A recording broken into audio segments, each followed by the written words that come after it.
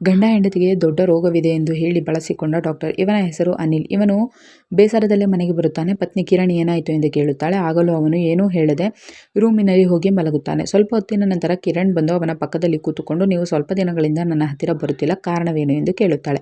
ಆಗ ಕೋಪಗೊಂಡ ಅನಿಲ್, ನಿನಗೆ ಶೈಲೇಶ್ ಜೊತೆ ಸಂಬಂಧವಿದೆ ಎಂದು ನನಗೆ ಗೊತ್ತು, ನೀನು ಪ್ರತಿದಿನ ಅವನನ್ನು ಮೀಟ್ ಮಾಡುತ್ತೀಯ ಅಲ್ಲವೇ ಎಂದು ಕೇಳುತ್ತಾನೆ. ಆಗ ಗಾಬರಿಗೊಂಡ ಕಿರಣ್, ನಿಮಗೆ ಮೊದಲಿಂದಲೇ ಗೊತ್ತು, ಅವನು ಮದುವೆಗೆ ಮುಂಚೆ ನನ್ನ ಹಿಂದೆ ಬಿದ್ದಿದ್ದ, ಆಗಲೇ ನಾನು ಅವನನ್ನು ಒಪ್ಪಲಿಲ್ಲ, ಈಗೇಕೆ ಅವನ ಸಂಗ ಮಾಡಲಿ ಎಂದು ವಾಪಸ್ ಬೈಯುತ್ತಾಳೆ. ಆಗ ಅನಿಲ್, ಶೈಲೇಶ್ಗೆ ಇನ್ನೂ ಮದುವೆಯಾಗಿಲ್ಲ, ನೀನು ಅವನನ್ನು ಪ್ರೀತಿ ಮಾಡಬಹುದು, ಆದರೆ ಅವನ ಜೊತೆ ಹೊರಟು ಹೋಗು ಎಂದು ಆಕೆಗೆ ಬೈದು ರೂಮಿನಿಂದ ಹೊರಗೆ ಮಲಗುತ್ತಾನೆ. ಅವನ ತಾಯಿ ವಿಮಲಾಗೆ ಏನು ನಡೆಯುತ್ತಿದೆ ಎಂದು ಅರ್ಥವಾಗುವುದಿಲ್ಲ. ಮರುದಿನ ಅನಿಲ್ ಗೆಳೆಯನಿಗೆ 5 ಲಕ್ಷ ಹಣ ಸಾಲವನ್ನು ಕೇಳುತ್ತಾನೆ. ಆಗ ಅವನು ನನ್ನ ಹತ್ತಿರ ಇಲ್ಲ ಎಂದು ಹೇಳಿದಾಗ ತನ್ನ ಬೈಕ್ ಮಾರಿ 10,000 ಅಡ್ವಾನ್ಸ್ ಪಡೆಯುತ್ತಾನೆ. ನಂತರ ವಿಮಲಾ ಹಾಗೂ ಕಿರಣ್ ಅನಿಲ್ ಏಕೆ ಹೀಗೆ ನಡೆದುಕೊಳ್ಳುತ್ತಿದ್ದಾನೆ ಎಂದು ಮಾತನಾಡಿಕೊಳ್ಳುತ್ತಾರೆ. ಆಗ ಅವಳ ತಾಯಿ ಅನಿಲ್ಗೆ ಕರೆ ಮಾಡಿಸಿದಾಗ ಪಿಕ್ ಮಾಡುವುದಿಲ್ಲ. ಅದಕ್ಕೆ ಅವನ ಗೆಳೆಯನಿಗೆ ಫೋನ್ ಮಾಡಿದಾಗ ಅವನು 5 ಲಕ್ಷ ಸಾಲ ಕೇಳಿದ್ದು ಹಾಗೂ ಬೈಕ್ ಮಾರಿದ್ದು ವಿಷಯ ತಿಳಿಯುತ್ತದೆ. ಇತ್ತ ಅನಿಲ್ ಯಾವುದೋ ಅಪರಿಚಿತ ವ್ಯಕ್ತಿಯಿಂದ ಒಂದು ಪಿಸ್ತೂಲನ್ನು ಖರೀದಿ ಮಾಡುತ್ತಾನೆ. ರಸ್ತೆಯ ಬದಿಯಲ್ಲಿ ಕೂತುಕೊಂಡು ತಾನು ಶೂಟ್ ಮಾಡಿಕೊಂಡು ಸಾಯಲು ಯತ್ನಿಸುತ್ತಾನೆ. ಅದೇ ಸಮಯಕ್ಕೆ ಯಾವುದೋ ಬೈಕ್ ಪಕ್ಕದಲ್ಲಿ ಬರುತ್ತಾ ಇರುತ್ತದೆ. ಆಗ ಬೈಕ್ನಲ್ಲಿ ಇದ್ದ ಗಂಡ ಹೆಂಡತಿಯರನ್ನು ಗನ್ ತೋರಿಸಿ ಅವರಲ್ಲಿದ್ದ ಹಣವನ್ನು ಹಾಗೂ ಒಡವೆಗಳನ್ನು ಕಿತ್ತುಕೊಳ್ಳುತ್ತಾನೆ. ನಂತರ ಅದೇ ರೋಡಿನಲ್ಲಿ ಕೂತು ಕಣ್ಣೀರು ಹಾಕುತ್ತಾನೆ. ಮನೆಯಲ್ಲಿ ಒಡವೆಗಳನ್ನು ಹಾಗೂ ಗನ್ಗಳನ್ನು ಬಚ್ಚಿಡುತ್ತಾನೆ. ಅಂದು ರಾತ್ರಿ ಕೂಡ ಪತ್ನಿ ಕಿರಣ್ ಜೊತೆ ಜಗಳ ಮಾಡಿಕೊಂಡು ಹೊರಗೆ ಬಂದು ಮಲಗುತ್ತಾನೆ. ತುಂಬಾ ಬೇಸರದಲ್ಲಿ ಯಾವುದೋ ಒಂದು ರಿಪೋರ್ಟ್ ಅನ್ನು ತೆಗೆದು ಓದುತ್ತಾನೆ. ತುಂಬಾ ದುಃಖ ಪಡುತ್ತಾನೆ. ಮರುದಿನ ನೆನೆ ಕದ್ದಿದ್ದ ಒಡವೆಗಳನ್ನು ಮಾರಿ 40,000 ಹಣ ಪಡೆಯುತ್ತಾನೆ. ಮರುದಿನ ಆ ಹಣವನ್ನು ತೆಗೆದುಕೊಂಡು ಆಸ್ಪತ್ರೆಗೆ ಬರುತ್ತಾನೆ. ಅಲ್ಲಿ ಶುಕ್ಲ ಎಂಬ ಡಾಕ್ಟರ್ ಇರುತ್ತಾನೆ. ಆಗ ಶುಕ್ಲ, ಈ ಏಡ್ಸ್ ಎಂಬ ರೋಗ ತುಂಬಾ ದೊಡ್ಡದು, ಅದು ನಾವು ಮಾತ್ರ ವಾಸಿ ಮಾಡುತ್ತೇವೆ, ನಾವು ಅದಕ್ಕೆ ಇಂಜೆಕ್ಷನ್ ಅನ್ನು ಅಮೆರಿಕಾದಿಂದ ತರಿಸುತ್ತೇವೆ, ಪ್ರತಿಯೊಂದು ಇಂಜೆಕ್ಷನ್ಗೆ 1 ಲಕ್ಷ ಆಗುತ್ತದೆ, ನೀವು 5 ತಿಂಗಳು 5 ಇಂಜೆಕ್ಷನ್ ಅನ್ನು ತೆಗೆದುಕೊಂಡರೆ ನಿಮಗೆ ಏಡ್ಸ್ ವಾಸಿಯಾಗುತ್ತದೆ ಎಂದು ಹೇಳುತ್ತಾನೆ.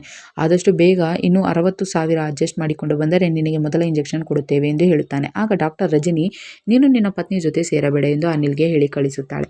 ನಂತರ ಮನೆಗೆ ಬಂದ ಮೇಲೆ ಕಿರಣ್, ನೀವು ಬೈಕ್ ಮಾರಬಾರದಿತ್ತು, ಬೇಕಿದ್ದರೆ ನನ್ನ ಒಡವೆಗಳನ್ನು ಕೊಡುತ್ತಿದ್ದೆ ಎಂದು ಹೇಳುತ್ತಾಳೆ. ನಂತರ ಅವರ ತಾಯಿಗೆ ಊಟ ಮಾಡಿಸುತ್ತಾ, ಅಮ್ಮ, ನೀನು ಅಪ್ಪ ಸತ್ತ ಮೇಲೆ ಈ ಜೀವನವನ್ನು ಹೇಗೆ ನಡೆಸಿಕೊಂಡು ಬಂದೆ, ನನ್ನನ್ನು ಹೇಗೆ ಸಾಕಿದೆ ಎಂದು ಅನಿಲ್ ಕೇಳುತ್ತಾನೆ. ಆಗ ವಿಮಲಾ, ನಿಮ್ಮ ತಂದೆ ಸತ್ತ ಮೇಲೆ ನನ್ನ ಜೀವನವೇ ಕಷ್ಟವಾಗಿದೆ, ಆದರೆ ಆ ದೇವರು ನನಗೆ ಶಕ್ತಿ ಕೊಟ್ಟ, ಹೇಗೋ ಧೈರ್ಯ ಮಾಡಿ ನಿಮ್ಮನ್ನೆಲ್ಲ ಸಾಕಿದೆ ಎಂದು ಹೇಳುತ್ತಾಳೆ. ಆಗ ಅನಿಲ್ ಪತ್ನಿ ಕಿರಣ್ಗೆ, ನೋಡಿದೀಯಾ, ಮನೆಯಲ್ಲಿ ಯಾರೆಲ್ಲ ಸತ್ತರೂ ಮಿಕ್ಕವರ ಜೀವನ ನಿಲ್ಲುವುದಿಲ್ಲ, ಅದನ್ನು ಹೇಗೆ ನಡೆಸಿಕೊಂಡು ಹೋಗಬೇಕು ಎಂದು ಕೇಳುತ್ತಾನೆ. ಅದನ್ನು ಕೇಳಿ ಕಿರಣ್ಗೆ ಕನ್ಫ್ಯೂಸ್ ಆಗುತ್ತದೆ.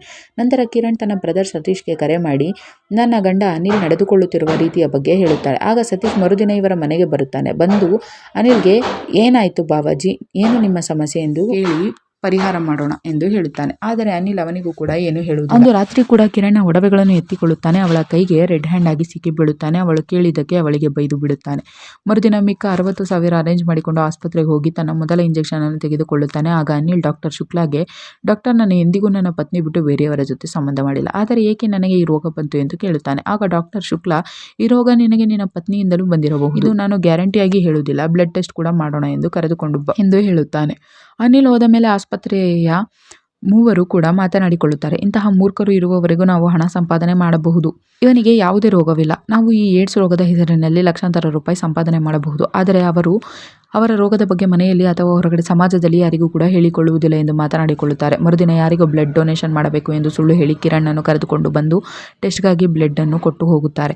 ಅಂದು ರಾತ್ರಿ ಕೂಡ ಅನಿಲ್ ಗನ್ ತೋರಿಸಿ ಕಳ್ಳತನ ಮಾಡಲು ಹೋಗಿ ಒದೆ ತಿಂದು ಬರುತ್ತಾನೆ. ಇತ್ತ ಡಾಕ್ಟರ್ ಶುಕ್ಲಾ ಯಾವುದೋ ದೊಡ್ಡ ಜಮೀನನ್ನು ಕೊಂಡುಕೊಳ್ಳಲು ಪ್ಲಾನ್ ಮಾಡುತ್ತಾ ಇರುತ್ತಾನೆ. ಅವನಿಗೆ ಇನ್ನೂ 20 ಲಕ್ಷ ಹಣ ಬೇಕಾಗಿರುತ್ತದೆ. ಅವನು ಚಿಂತಿಸುವಾಗ ಡಾಕ್ಟರ್ ರಜನಿ ಬಂದು, ನಾವು ಈ ನಮ್ಮ ಪೇಷಂಟ್ಗಳು ಯಾರು ಇದ್ದಾರೋ ಅವರ ಪತ್ನಿಯರಿಗೂ ಈ ರೋಗ ಬಂದಿದೆ ಎಂದು ಸುಳ್ಳು ಹೇಳಿ ಮಿಕ್ಕ ಹಣವನ್ನು ಸಂಪಾದನೆ ಮಾಡಬಹುದು ಎಂದು ಐಡಿಯಾ ಕೊಡುತ್ತಾಳೆ.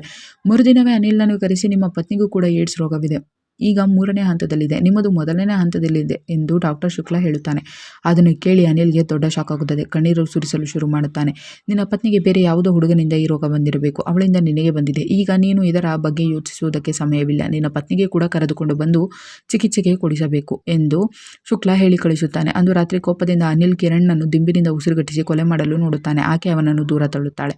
ಆಗ ಅನಿಲ್, ನಿನಗೆ ಎಷ್ಟು ಜನರ ಜೊತೆ ಸಂಬಂಧವಿದೆ, ನಿನ್ನಿಂದ ನನಗೆ ಈ ದೊಡ್ಡ ರೋಗ ಬಂದಿದೆ ಎಂದು ಹೇಳುತ್ತಾನೆ. ಆಗ ಕಣ್ಣೀರು ಹಾಕುತ್ತಾ ಕಿರಣ್, ನನಗೆ ಯಾರ ಜೊತೆಗೂ ಸಂಬಂಧವಿಲ್ಲ, ನಿಮ್ಮನ್ನು ಮಾತ್ರ ಪ್ರೀತಿಸುತ್ತಿದ್ದೇನೆ, ನಿಮ್ಮ ಜೊತೆ ಬಿಟ್ಟು ಇನ್ಯಾರ ಜೊತೆ ನಾನು ಸಂಬಂಧವೇ ಬೆಳೆಸಿಲ್ಲ ಎಂದು ಕಣ್ಣೀರು ಹಾಕುತ್ತಾಳೆ. ಆಗ ಅನಿಲ್, ಇಷ್ಟು ದಿವಸ ನಾನು ಈ ಚಿಕಿತ್ಸೆಗೋಸ್ಕರವೇ ಹಣ ಸಂಪಾದನೆ ಮಾಡಲು ತುಂಬ ಕಷ್ಟಪಡುತ್ತಿದ್ದೆ, ಈಗ ಈ ರೋಗ ನಿನಗೂ ಕೂಡ ಬಂದಿದೆ, ಈಗ ನಾವು ಏನು ಮಾಡುವುದು, ಆದರೆ ಒಬ್ಬ ಡಾಕ್ಟರ್ ಇದ್ದಾರೆ. ಈ ಮನೆ ಮಾರಿಯಾದರೂ ಸರಿ, ನಾವಿಬ್ಬರು ಚಿಕಿತ್ಸೆ ಪಡೆದು ಬದುಕೋಣ ಎಂದು ಇಬ್ಬರು ಹಗ್ ಮಾಡುತ್ತಾರೆ. ಮರುದಿನ ಒಬ್ಬ ವ್ಯಕ್ತಿಯನ್ನು ಕರೆಸಿ ಈ ಮನೆಗೆ ಎಷ್ಟು ಹಣ ಸಿಗಬಹುದು ಎಂದು ಕೇಳುತ್ತಾನೆ. ಆಗ ಅವನು ಇದಕ್ಕೆ ಬರೀ 6 ಲಕ್ಷ ಕೊಡುತ್ತೇನೆ ಎಂದು ಹೇಳಿ ಹೋಗುತ್ತಾನೆ. ನಂತರ ಇನ್ನೂ 10 ಲಕ್ಷ ಹಣ ಬೇಕು ಎಂದು ಕಿರಣ್ಗೆ ಹೇಳುತ್ತಾನೆ. ಆಗ ಕಿರಣ್ ನಾವು ಬೇರೆ ಡಾಕ್ಟರ್ಗೆ ಒಂದು ಸಲ ಚೆಕಪ್ ಮಾಡಿಸೋಣ ಎಂದು ಹೇಳುತ್ತಾಳೆ. ಆಗ ಅನಿಲ್ ಬೇರೆ ಕಡೆ ಹೋದರೆ ಮತ್ತಷ್ಟು ಹಣ ಖರ್ಚಾಗುತ್ತದೆ, ನಾನು ಇದಕ್ಕೆ ಬೇರೆ ಪ್ಲಾನ್ ಮಾಡುತ್ತೇನೆ ಎಂದು ಅಂದು ರಾತ್ರಿ ಗನ್ ತೆಗೆದುಕೊಂಡು ಒಡವೆ ಅಂಗಡಿಗೆ ಹೋಗುತ್ತಾನೆ. ಆದರೆ ಅಲ್ಲಿ ಪೊಲೀಸ್ ಬಿದ್ದ ಕಾರಣ ವಾಪಸ್ ಬಂದು ಬಿಡುತ್ತಾನೆ. ಅಂದು ಮನೆಗೆ ಕಿರಣ್ನ ತಮ್ಮ ಸತೀಶ್ ಬರುತ್ತಾನೆ. ಆಗ ಕಿರಣ್ ಗಂಡನ ರಿಪೋರ್ಟ್ ಅನ್ನು ತೋರಿಸಿ, ನಮ್ಮಿಬ್ಬರಿಗೂ ಈಗ ಈ ರೋಗ ಬಂದಿದೆ, ಇದಕ್ಕೆ ಇಲ್ಲಿ ಚಿಕಿತ್ಸೆ ಪಡೆಯಲು ಹಣ ಬೇಕಾಗಿದೆ, ದಯವಿಟ್ಟು ನಮಗೆ ಸ್ವಲ್ಪ ಹಣ ಸಹಾಯ ಮಾಡು ಎಂದು ಕೇಳುತ್ತಾಳೆ. ಮರುದಿನವೇ ಸತೀಶ್ ಅದೇ ಆಸ್ಪತ್ರೆಗೆ ಹೋಗಿ, ನನಗೆ ಏಡ್ಸ್ ಇದೆ, ನನಗೆ ಇಲ್ಲಿ ಚಿಕಿತ್ಸೆ ಮಾಡುತ್ತಾರೆ ಅಂತ ಯಾರೋ ಹೇಳಿದರು, ದಯವಿಟ್ಟು ನನಗೆ ಸಹಾಯ ಮಾಡಿ ಎಂದು ಕೇಳುತ್ತಾನೆ. ಆಗ ಡಾಕ್ಟರ್ ಶುಕ್ಲಾ, ಹಾಗಾದರೆ ಒಂದು ಇಂಜೆಕ್ಷನ್ಗೆ 2 ಲಕ್ಷ ಆಗುತ್ತದೆ, ಅರೇಂಜ್ ಮಾಡಿಕೊಂಡು ಬನ್ನಿ ಎಂದು ಹೇಳುತ್ತಾನೆ.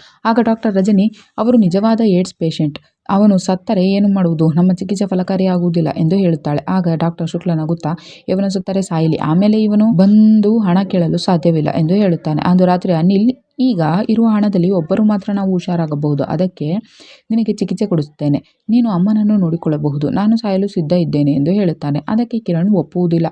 ಆಗ ಅನಿಲ್, ಹಾಗಾದರೆ ಹೇಗಿದ್ದರೂ ನಮ್ಮ ಮನೆ ಮಾರಿದರೆ 6 ಲಕ್ಷ ಸಿಗುತ್ತದೆ, ಅದನ್ನು ನಿಮ್ಮ ತಮ್ಮ ಸತೀಶ್ಗೆ ಕೊಟ್ಟುಬಿಡು, ಅವನು ತನ್ನ ತಾಯಿಯನ್ನು ಯಾವುದಾದರೂ ವೃದ್ಧಾಶ್ರಮಕ್ಕೆ ಸೇರಿಸಿ ನೋಡಿಕೊಳ್ಳಲಿ, ಹೇಗಿದ್ದರೂ ನಾವು ಒಂದಲ್ಲ ಒಂದು ದಿನ ಸಾಯುತ್ತೇವೆ, ಆದರೆ ನಾವೇ ನಮ್ಮ ಪ್ರಾಣ ತ್ಯಾಗ ಮಾಡಿದರೆ ಒಳ್ಳೆಯದು ಎಂದು ಕಿರಣ್ಣನ್ನು ತಬ್ಬಿಕೊಂಡು ಹೇಳುತ್ತಾನೆ. ಮರುದಿನ ಸತೀಶ್ ಪೊಲೀಸನ್ನು ತನ್ನ ಜೊತೆ ಕರೆದುಕೊಂಡು ಆಸ್ಪತ್ರೆಯ ಬಳಿ ನಿಲ್ಲಿಸಿ ತಾನು ಒಳಗೆ ಹೋಗುತ್ತಾನೆ. ತನ್ನ ಶರ್ಟ್ನಲ್ಲಿ ಕ್ಯಾಮೆರಾ ಹಾಕಿಕೊಂಡು ಡಾಕ್ಟರ್ ಜೊತೆ ಮಾತನಾಡುತ್ತಾನೆ. ಆಗ ಡಾಕ್ಟರ್ ಇವನ ಜೊತೆ ಆ ಇಂಜೆಕ್ಷನ್ ಬಗ್ಗೆ ಹೇಳಿದ ವಿಷಯವನ್ನೆಲ್ಲ ಪೊಲೀಸರು ಜೀಪಿನಲ್ಲಿಯೇ ಕುಳಿತುಕೊಂಡು ನೋಡುತ್ತಾರೆ. ನಂತರ ಆ ಮನೆ ಮಾರಾಟವಾದ ಹಣ ಅನಿಲ್ ಕೈಗೆ ಸೇರುತ್ತದೆ. ಈತ ತನ್ನ ತಾಯಿಯನ್ನು ಅನಿಲ್ ದೇವಸ್ಥಾನಕ್ಕೆ ಕಳಿಸುತ್ತಾನೆ. ಈತ ಪೊಲೀಸರು ಬಂದು ಡಾಕ್ಟರ್ ಶುಕ್ಲಾನನ್ನು ಹಾಗೂ ಸಂಗಡಿಗರನ್ನು ಆಸ್ಪತ್ರೆಯಿಂದ ಅರೆಸ್ಟ್ ಮಾಡುತ್ತಾರೆ. ನಂತರ ಕಿರಣ್ ಮೊಬೈಲ್ನಿಂದ ಸತೀಶ್ಗೆ ಮೆಸೇಜ್ ಬರುತ್ತದೆ, ನಾವು ಇಲ್ಲಿ ಮನೆ ಮಾರಿದ ಹಣವನ್ನು ಇಟ್ಟಿದ್ದೇವೆ, ನಾವು ಈಗ ಪ್ರಾಣತ್ಯಾಗ ಮಾಡಲು ಸಿದ್ಧರಾಗಿದ್ದೇವೆ, ನೀನು ಅನಿಲ್ನ ತಾಯಿಯನ್ನು ನೋಡಿಕೊಳ್ಳಬೇಕು ಎಂದು ಮೆಸೇಜ್ ಕಳಿಸಿರುತ್ತಾಳೆ. ಅದನ್ನು ಓದಿ ಸತೀಶ್ ಶಾಕ್ ಆಗುತ್ತಾನೆ. ತಕ್ಷಣ ಸತೀಶ್ ಅಲ್ಲಿಂದ ಬೈಕ್ನಲ್ಲಿ ಅನಿಲ್ ಮನೆ ಕಡೆಗೆ ಹೋಗುತ್ತಾನೆ. ಈತ ಅನಿಲ್ ಹಾಗೂ ಕಿರಣ್ ಶೂಟ್ ಮಾಡಿಕೊಂಡು ಸಾಯಲು ಗನ್ ಹಿಡಿದುಕೊಂಡು ಪ್ರಯತ್ನ ಪಡುತ್ತಾ ಇರುತ್ತಾರೆ. ಅದೇ ಸಮಯಕ್ಕೆ ಸತೀಶ್ ಬಂದು ಬಾಗಿಲು ಬಡಿಯಲು ಶುರು ಮಾಡುತ್ತಾನೆ. ಅದೇ ಸಮಯಕ್ಕೆ ಅನಿಲ್ನ ತಾಯಿ ವಿಮಲಾ ಕೂಡ ಅಲ್ಲಿಗೆ ಬರುತ್ತಾಳೆ. ಹೇಗೋ ಬಾಗಿಲು ಒಡೆದು ಒಳಗೆ ನುಗ್ಗಿ ಅವರ ಕೈಯಿಂದ ಗನ್ ಕಿತ್ತು ಬಿಸಾಕುತ್ತಾನೆ. ಅವನೊಬ್ಬ ಕಳ್ಳ ಡಾಕ್ಟರ್, ಅವನನ್ನು ಈಗ ತಾನೇ ನಾನು ಪೊಲೀಸರಿಂದ ಅರೆಸ್ಟ್ ಮಾಡಿಸಿದ್ದೇನೆ, ನಿಮಗೆ ಯಾವುದೇ ರೋಗವಿಲ್ಲ, ಹೆದರಬೇಡಿ ಎಂದು ಸತೀಶ್ ಹೇಳುತ್ತಾನೆ. ಆಗ ಅನಿಲ್ ಹಾಗೂ ಕಿರಣ್, ನಾವಿಬ್ಬರು ಬಚಾವಾದವೆ ಎಂದು ಖುಷಿ ಪಡುತ್ತಾರೆ. ಅವನ ತಾಯಿ ವಿಮಲಾ ಕೂಡ ಕಣ್ಣೀರು ಹಾಕುತ್ತಾಳೆ. ಕಥೆ ಇಲ್ಲಿಗೆ ಮುಗಿಯುತ್ತದೆ. ಈ ವಿಡಿಯೋವನ್ನು ಪೂರ್ತಿ ನೋಡಲು ದಂಗಲ್ ಟಿವಿ ಚಾನೆಲ್ನಲ್ಲಿ ಜಾನ್ಲೇವಾ ರಿಪೋರ್ಟ್ ಎಂದು ಹುಡುಕಿ ನೋಡಬಹುದು.